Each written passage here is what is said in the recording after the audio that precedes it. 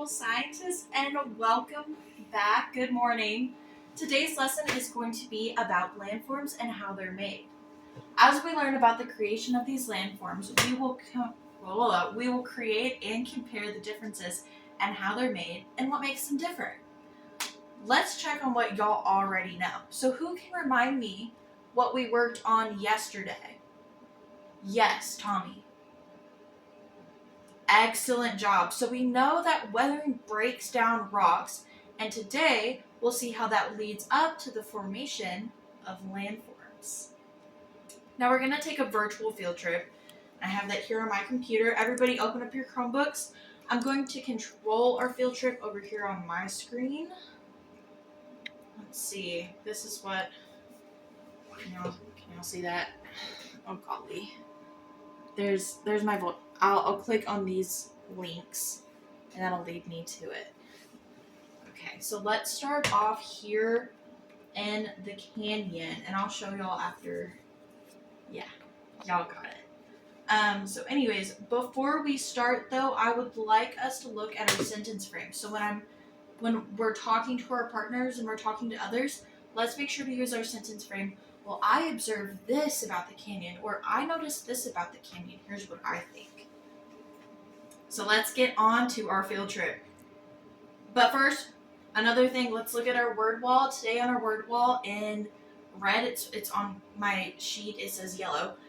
Red I have wind, blue is water, and black is going to be ice. Okay, those are our words on our word wall. Let's see how they play a role in our landforms. Let's see. A key word we're going to be using for our first section here is going to be sediments. Sediments. Sediments are tiny, tiny pieces of rock, sand, or soil that can be carried by wind, water, or ice. Now watch my hand gesture, okay? So this is going to be our erosion. So whenever I say erosion, everybody do this. Erosion. And this is going to be deposition. Everybody? Deposition. So we have erosion and deposition. Okay, let's practice one more time. Erosion, deposition. Okay.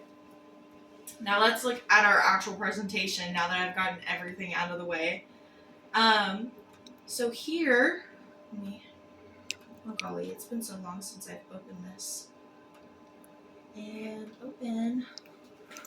Let's pull up our virtual field trip. Come on, camera, zoom on in to our blank screen.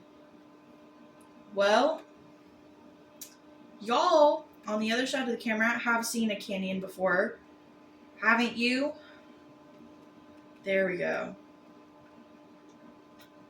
I'm sorry to take up so much time just on the canyon. So isn't this so cool? Can y'all see that? It is a canyon. Now let's look over here. Oh, golly, a little too close. Look at that. Look at those lines right there. Isn't that really cool? What is something that y'all might observe? Here, you can go back, cameraman. Y'all have that picture in your head? Okay, good. So something that I observe when I'm looking at the canyon is like how steep the walls are. This is the Grand Canyon, I might add. So I observed that there's like lines and stuff in between. So the way that this works is there was a river that was flowing through, and the water was carrying sediments with it.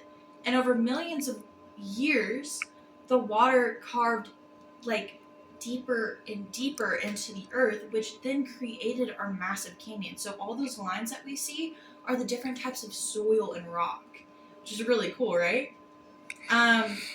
Y'all know what a delta looks like, right? I'm talking to y'all on camera. I'll pull up a delta actually, just real quick.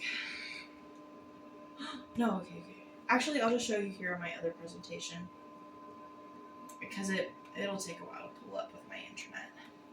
So here I have, oh golly, I have two delta pictures. Now deltas are really cool because The way that they're formed is because sediments are deposited at the mouth of a river.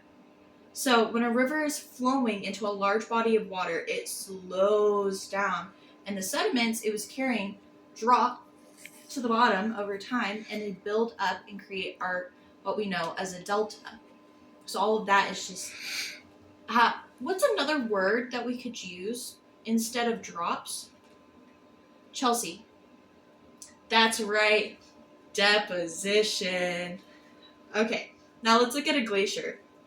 A glacier is a massive sheet of ice, and as it moves across the land, it carves a U-shaped valley and leaves behind glacier striations. I don't know if I'm saying that right. And striations are just scratches in the rock or the earth, so that when the glacier melts, it deposits the sediment it was carrying, creating moraines, which are kind of like lakes. So like if you see a U-shaped valley and you see a lake kind of at the bottom, that's what a moraine is. But that's not relevant to Artiques. That's not included. I just thought it was important to add. So now that I've shown y'all all of those, I didn't have any cool 360 tours of a U-shaped valley, but I will have pictures. So let me ask y'all a few questions. What are the 3 primary agents of erosion, and how do they transform the landscape? Make sure we're looking up on our word wall. That might give you a hint. Yes, you're right. It is wind, water, and ice. That's correct. And what do they do? Yes. Yes. Great job. What regions do y'all think, and talk to your neighbor on this one, what regions do you think are impacted by glacial melt? And then I'll let them talk. Okay, now that I've shown y'all some landforms that are created using our erosion and deposition, we're going to practice this together at our stations. And y'all can see in the back there's stations. And you'll get to see all of these processes in action. Great job, guys. Thank you.